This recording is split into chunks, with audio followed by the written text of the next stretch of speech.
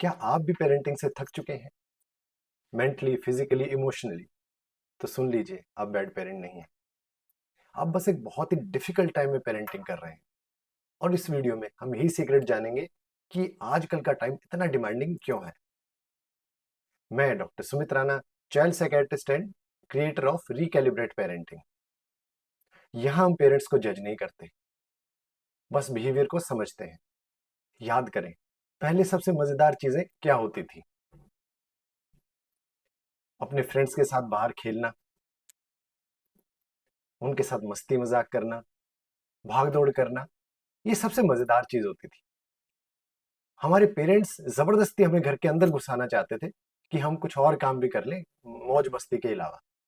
और फ्रेंड्स के साथ भी हम कुछ ही घंटे खेल पाते थे, या तो हमारे पेरेंट्स हमें बुला लेते थे या उनके पेरेंट्स उन्हें बुला लेते थे। पर उनके साथ खेलने से हमारी कितनी ही स्किल्स डेवलप हुई हैं। सोशलाइज करना, कोलेबोरेट करना, नेगोशिएट करना, डिस्कम्फर्ट टॉलरेट करना, और लड़ाई झगड़ने के बाद भी अगले दिन फिर एक साथ खेलना। और इन स्किल्स के साथ साथ हमारी फिजिकल डेवलपमेंट तो हो ही रही होती थी। अगर ध्यान से देखें तो उसके कितने लॉन्ग टर्म फायदे होते थे। इसके अलावा रेडियो पर गाने सुनना और टीवी पर अपने फेवरेट सीरियल्स देखना, ये भी हमारी फेवरेट एक्टिविटीज होती थी। और ये सीरियल्स भी बहुत ही प्रेरणादायक होते थे। इन सीरियल्स को हम पूरे परिवार के साथ एक साथ मिलकर देख सकते थे। और खास बात, ये कुछ समय के लिए ही, कुछ खास दिनों में ही आते थे, जिनका हम बेसब्री से इंतजार करते थे। पोटली बाबा की और शक्तिमान तो सबको याद ही होगा। और जब ये भी नहीं कर सकते थे तो फैमिली के साथ लूडो, सांप सीढ़ी और कैरम जैसे गेम्स खेलते थे। इससे भी वेट करने की, प्लान करने की, और कैरम से डायरेक्शन और एंगल्स की प्रैक्टिकल स्किल सीखते थे। और साथ के साथ फैमिली बॉन्डिंग भी हो जाती थी। और खाने में बाहर के सिर्फ कभी कभार मिठाइयां ही मिलती थी, वरना घर का बना खाना ही सबको खाना पड़ता था, क्योंकि कोई ऑप्शन ही नहीं था। चाहे वो दाल रोटी हो या राजमा चावल, धीरे धीरे वही हमारे फेवरेट बन गए। और इसी खीर और हलवे के लिए हम भाई बहनों से झगड़ा करते थे। सबसे बड़ी बात, उस खाने के भी अनेकों फायदे होते थे, जिसको हम आज भी इंजॉय कर रहे हैं।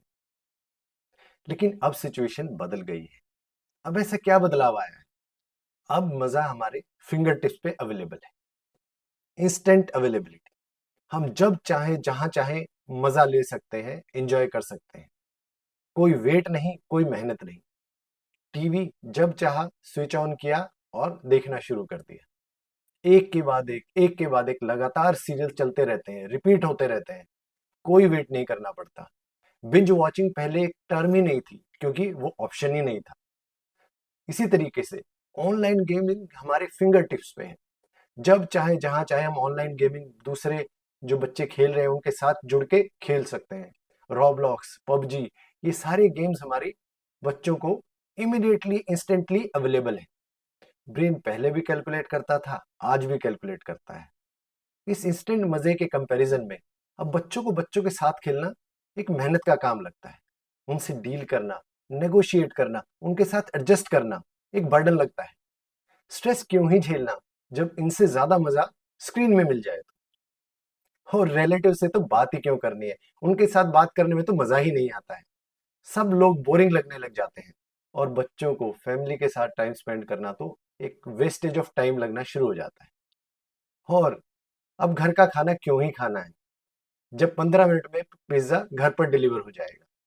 और डिलीवर नहीं भी हुआ तो क्या, पिज्जा और मैगी तो घर पे भी बनाए जा सकते हैं, जिसमें ज्यादा मेहनत भी नहीं लगती है। और पिज्जा और Maggi is any day tastier than घर की दाल रोटी। ऐसे और भी एग्जाम्पल आप सोच सकते हैं। ड्रग्स, पॉर्न, जो इंस्टेंटली अवेलेबल है, बहुत मजा देती है, लेकिन कोई लॉन्ग टर्म फायदा नहीं है। क्या आजकल के बच्चे ज्यादा बिगड़ गए हैं? क्या हम ज्यादा समझदार थे उनसे जब हम छोटे थे, बच्चे थे?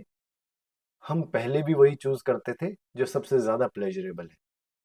आज के बच्चे भी वही चूज कर रहे हैं जो सबसे ज्यादा प्लेजरेबल है। जो अंतर आया है वो सिर्फ अवेलेबिलिटी का है, क्योंकि आज वो मजे इंस्टेंटेनियसली अवेलेबल हैं, जिनका कोई लॉन्ग टर्म फायदा नहीं है। और इस टाइम में पेरेंटिंग इसलिए एग्जॉस्टिंग हो गई है, क्योंकि वो एक्टिविटीज जिनके लॉन्ग टर्म फायदे होते थे पहले वही एक्टिविटीज बच्चे नेचुरल कोर्स में अपने आप करना पसंद करते थे।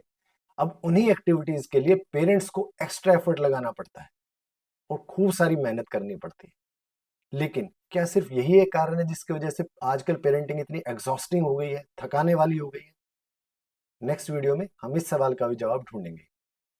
और इस चैनल को सब्सक्राइब करें और बेल आइकन को प्रेस करें ताकि वीडियो आपका मिस ना हो जाए।